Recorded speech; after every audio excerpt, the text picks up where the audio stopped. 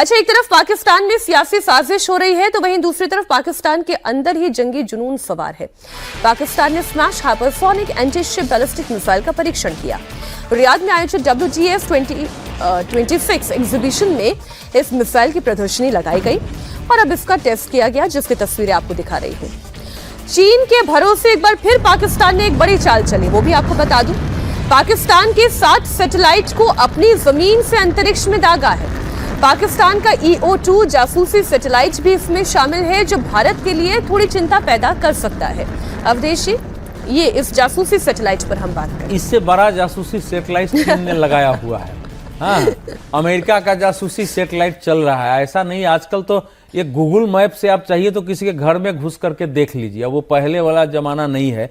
और भारत दुनिया में तीसरी ऐसी शक्ति बन गया है। चीन लॉन्च कर रहा है सर, चीन हेल्प कर रहा है पाकिस्तान को, जो अंतरिक्ष युद्ध में मुकाबला करके रोक सकता है। हम वहां तक पहुंच गए अंतरिक्ष में। इसीलिए अमेरिका मैंने कई चीजों में हमारे साथ समझौता नहीं करता है, लेकिन अंतरिक्ष में दौड़ के कर ले रहा है।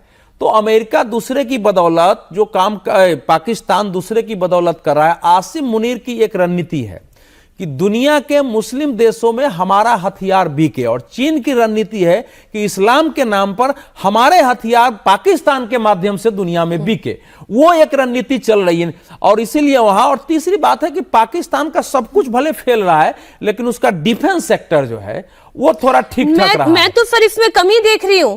मैं तो अजीत जी कमी ये देख रही हूं कि लॉन्च करने की औकात नहीं थी क्या पाकिस्तान की, जो चीनी लॉन्च कर रहे हैं। नहीं, तो पाकिस्तान के पास अपना इंफ्रास्ट्रक्चर नहीं है ना, अपना कोई अंतरिक्ष का इंफ्रास्ट्रक्चर तो कुछ है नहीं। कुछ नहीं है। ना डिफेंस प्रोडक्शन का अपना इंफ्रास्ट्रक्चर है, ना स्पेस का अपना कोई इंफ्रास्ट्रक्चर है। उनके पास जो है सो चीन का है, तुर्की का है, और बिल्कुल वही उनका है कि भारत पर दबाव बनाए और इस्लामिक देशों को ये कहें कि हम इस धर्म के आधार पर, इस्लाम के आधार पर बना हुआ मुल्क है, तो अब सब आदमी हमारा साथ दे, हमसे हथियार खरीदे। जैसे तुर्की से लोग खरीद ही रहे, तुर्की भी तो इसी नाम पर हथियार बेच रहा है दुनिया भर के देशों को, तमाम अफ्रीकन कंट्री लकड़ी का मिसाइल बेच दे रहा है। तो उसी तरह से पाकिस्तान में लकड़ी ने मुझे एक हम लोगों ने बेकार एक बहुत बड़े जानकार ने मजाक नहीं कि चंडीगढ़ के पास जो गिरा था, जब हम लोग देखे तो अपना सिर पीट लिए कि हमने अपना कीमती सब क्यों बर्बाद किया। लकड़ी का मिसाइल है वो आया हुआ, तो मुझे बड़ी हैरत हुई कि क्या लकड़ी का मिसाइल बना बना के तुर्की ठग रहा है क्या सबको ये, क्योंकि एक मिसाइल के बारे में अच्छा वो भी बहुत सीरियस लोगों ने बताया था। भाई मैं तो ये समझ पा रही हूँ कि पाकिस्तान के पास ना अपना विज्ञान है ना अपना ब्रेन है, उसे चीनी वैज्ञानिकों की जरूरत पड़ रही है।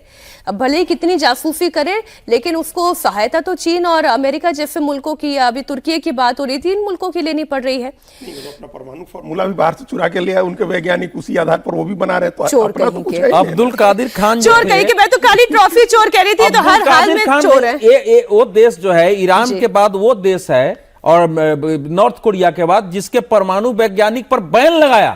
तो दूसरे देश में नहीं। और मुशर्रफ को कहा कि इसको अरेस्ट करो, इसने जो है अपने खुद चुरा के लाया और उसको भी ये बेच रहा है। बदमाश आदमी जो है अब्दुल कादिर खान थे वो।